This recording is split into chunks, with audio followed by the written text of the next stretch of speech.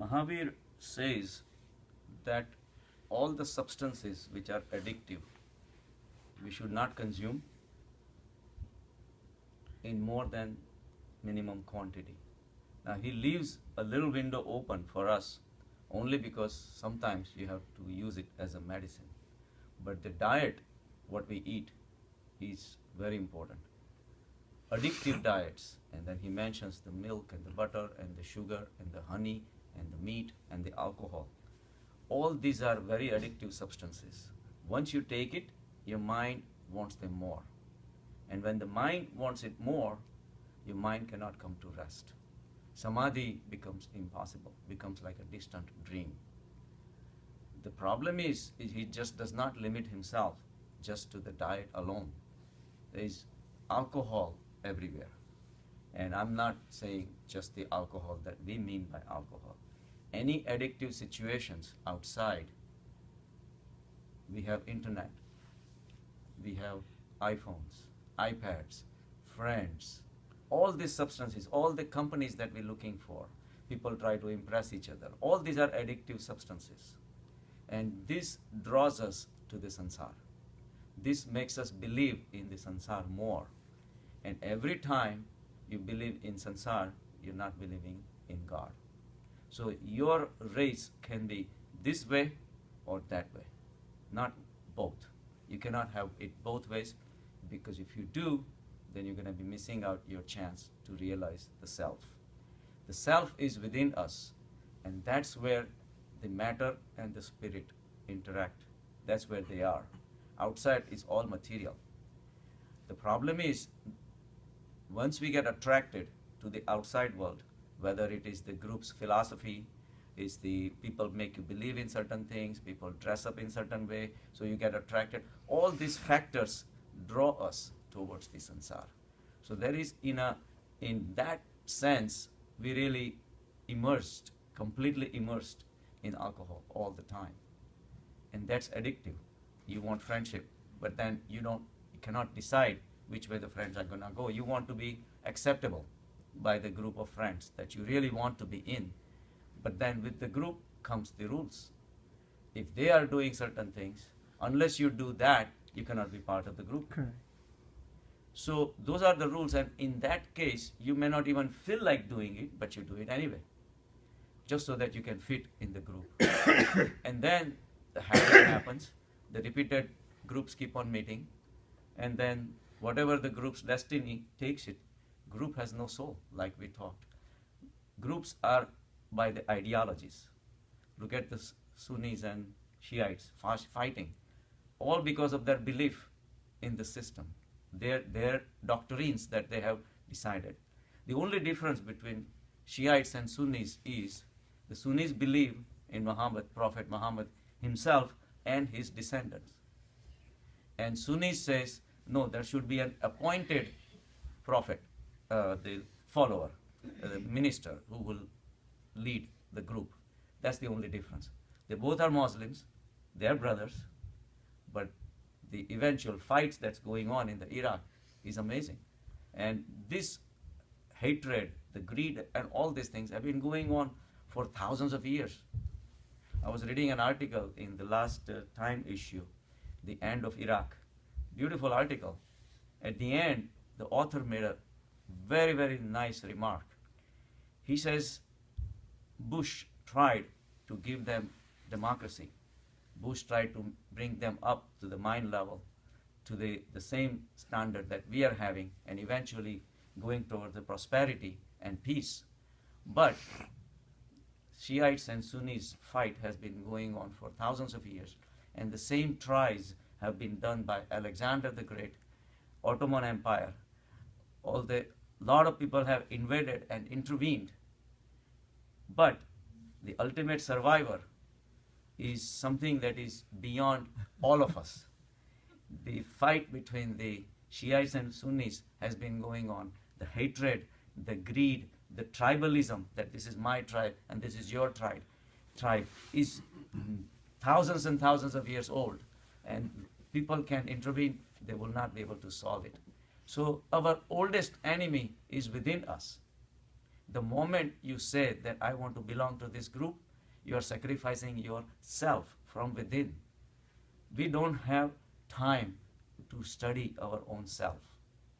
So whenever we decide to be called Hindu, we giving up, we accepting their rules and regulations that you have to put a tilak, you have to do this, you have to have janois, you have to all these things. Whether we like it or not, you have to do it to be part of it. We don't even care whether we are really Hindu at heart or not. It doesn't matter. External characteristics force us to do that. Same thing with Jainism, same thing with Muslim. All religions are nothing but factories to make the iron change. They're binding you. Even though it doesn't even make sense, you keep on doing it routinely. And these are the things that Mahavir says should be avoided. You have to go within to find out your real self. Then only your outside behavior will be meaningful. The problem is, why do we want to go outside and belong to other people? Because the problem is we do not know ourselves. And when we do not know ourselves is the part of pleasure, is the happiness, the bliss.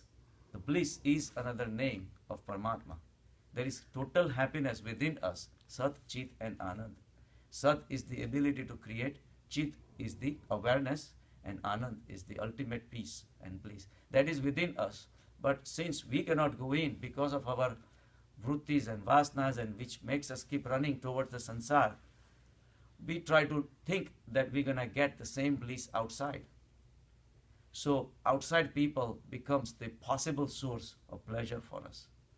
Wife wants the pleasure from husband, husband wants the pleasure from wife, but they both are lost. Nobody knows their own self. Everybody is acting at the superficial level. Everybody is coming with their agenda. I want peace from my wife, but my wife also wants peace from me, and I am not at peace. What am I going to do? I can't give her what she wants, and she can't give me what I want either. So the solution is to find yourself first, have peace within your own heart, start giving peace, and hopefully you will receive peace too. But giving peace, hopefully, is the key word. Well, again, we hope that we all are traveling on the same path. But that's where this illusion comes in. So the Maya is so powerful that our belief that we're going to get pleasure from outside is the power of Maya. It's an illusion that we are carrying along with us. And we are running outside because of our vrittis and vasanas. So Mahavir says that when you consume these products, it stimulates the lust within you, and you keep running again and again and again after these objects of pleasure, whether it are the objects or the people or the situation which are created outside, that we get addicted to it. And then our run starts outside. So our vrittis and vasanas are responsible for this. And the more we run, the more vasanas and vrittis are being condensed. It more intensified within us, and we become vrittis and vasanas. We get defined by our vrittis and vasanas. So we almost accept our real self we don't know. So we pick up whatever is outside. See, if I am a drunkard, I accept it that I am a drunkard. Not realizing that you are not the body, you are not the mind, you are the soul. Soul doesn't need alcohol, but your body does. Body is addicted, mind is addicted, but we identify ourselves with the mind and the body and start behaving that I am a drunkard. This is what I like. And we cannot think of anything else. As long as we keep on consuming alcohol and keep on getting addicted, there is always a pleasure available for the next time until we go down and we suffer. We miss the chance of learning, realizing the self. So we put almost like fake facades in front of our face, artificial masks in front of us, and then we're walking around. Everybody is walking around with a mask on their face. And as soon as the mask goes on, we behave like that. We picked up the mask of Hinduism. If a child is born and is transferred to the Muslim family overnight, he's going to be picking up the mask of a Muslim or a mask of a Hinduism or a Buddhism, whatever. These are the masks which are given to us. When the child is born, he or she doesn't care. Any mask we give it to him, he will pick up. But these are the masks. There was a famous author named Tolkien. He describes in his life that he, at the age of 8 or 9, because he was born and brought up in a very literate family, and they were heavily into literature. And so he grew up with a lot of people were interested in dramas and all these things. Very literally classics they used to read and all those things. So one day, as he was playing around in the house, he ended up in a room which had all the different masks. They were kept for performing different characters. In those days, they used to wear the mask to bring out the character, just like our Kathakali dances and angry face and all those things. So he happened to pick up a demon's face.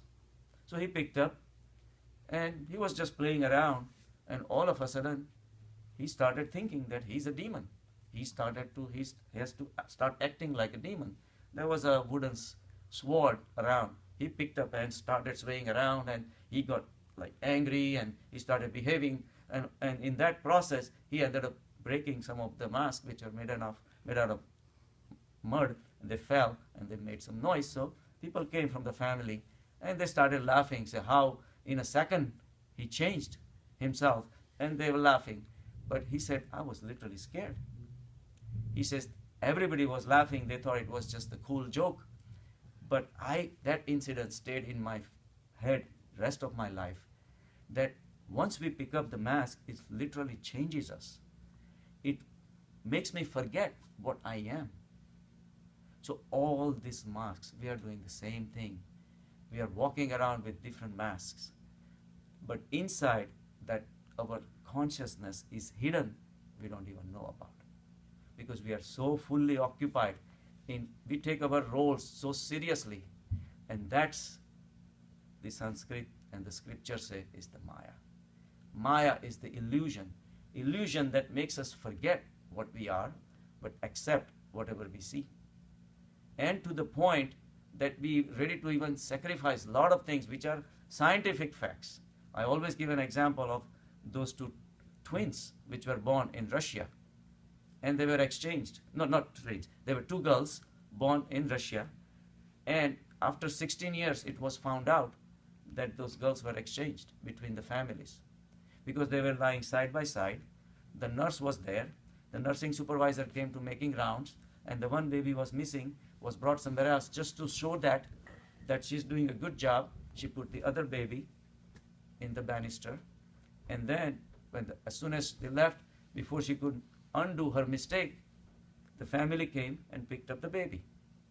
Now she was too afraid to go and tell that she has made a mistake. So it went on for 16 years. Somehow with the fluke of luck, it was discovered. The DNA analysis was done, and they found out that this was the truth, that the girl that was being raised by one family was not the biological child of that family. Now for 16 years, that girl was raised, and she believed that these are my parents. There was a divorce. They were Is divorcing that it. Right. Or And, something paternity testing was done. They wanted to. That's by law they had to. They had to do that. test, Okay, yeah. something like that. Yeah. I saw it was on the TV. Right, exactly. So then they gave the choice to the girls that if you want to go back to your real parents, biological parents, would you want to? And both the girls simultaneously says no. For us, these are our parents, and we would rather stick to them because we have received all the love and all those things from this family, so we call them our parents. So even parents. Now, mind is so conditioned from the same exposure every single day that what you believe is from what you see. So what you see, your experiences in the outside world gets condensified. That's how you pick your friends. That's how you pick your family. That family is there, you keep on believing, and then it becomes so condensed that we go on living our life as these are my parents. So that shows, even when the genetic testing is shown with the genetic proof that these are not your parents, we forget the genes. We believe our mind. That's how powerful the mind is. Mind is the creator of this Maya. So our belief in our relationship is so much that we don't want to come out of it. And that's how this sansar is created. So Krishna says in Gita that if 100,000 people will come to me, only 1,000 will understand me. Because even if they are given all the facts, they are not ready to accept it. And out of 100,000, 1,000 will understand me, only 100 will take the path of spirituality. And one will really understand me. That's how it is difficult, because the power of Maya, the illusion of Maya is so much. Our beliefs are so powerful that we are not ready to transcend our beliefs. So we'll keep on behaving according to our beliefs, and we are not ready to, our mind is not equipped to go any higher than itself. But there is something higher than the mind. But that's where Mahavir and Buddhas, they showed us that this is the path. Our beliefs are so strong, same thing our vrittis and the vasanas, and those are keeping us running towards the sansar all the time. And until we understand the nature of vrittis and vasanas, we are not going to be able to transcend it. Our vrittis and vasanas are a lot older than we think. This is not our vrittis and vasanas. This has been going on for thousands of lives that we might have taken. For every new life we take, the vasana gets renewed, vritti gets renewed. When a child looks innocent, does not mean he's free of vasanas and vrittis. They are dormant. As soon as the proper atmosphere comes up, the vasana comes out, vritti comes out. That's why the children are so different. One is very studious, another one wants to goof up. So proper environment brings out your vrittis and vasanas. We are controlled by our vrittis and vasanas. So that's almost like an arrow that has gone within us and our personality. Buddha gives a very good scene that he had gone through. Once he was traveling and he came across a village where somebody had shot an arrow to a guy, and he was bleeding. He was lying down on the ground, almost becoming unconscious, and he was asking, and the people were offering him to take the arrow out, but he says, no, before the arrow is taken out, I want to know who shot me. I want to know, and why did he shoot me? I want to find out, and is the arrow poisoned or not? All these questions he kept on asking, and Buddha went to him. He says, my friend, forget about the questions. Take the arrow out first. Otherwise, you may not even live long enough to get the answers to all your questions. The arrow might just kill you. So that is our situation. And from that point onwards, Buddha made that the main part of his sermon. He said, forget about scriptures, forget about theories, forget about all these arguments. Vrittis and vasanas are here and right now. Know how to transcend your vrittis and vasanas. Take the arrow out first. Then you can go into all these discussions and this and that. That's why he said, there is no God. Because he knew that once you say there is God, then the discussion, what kind of God is that? What does he do? Does he have 2 arms? Does he have 8 arms? Does he have 1,000 arms? Is he Nirakar? This and that. Millions of questions will come, but people will not do what they should be doing. Transcending the vrittis and vasanas is the ultimate goal of spirituality. That's the most practical religion. It doesn't matter what religion you're following. Is he telling you to do this? Then you are on the right path. Even when you're bowing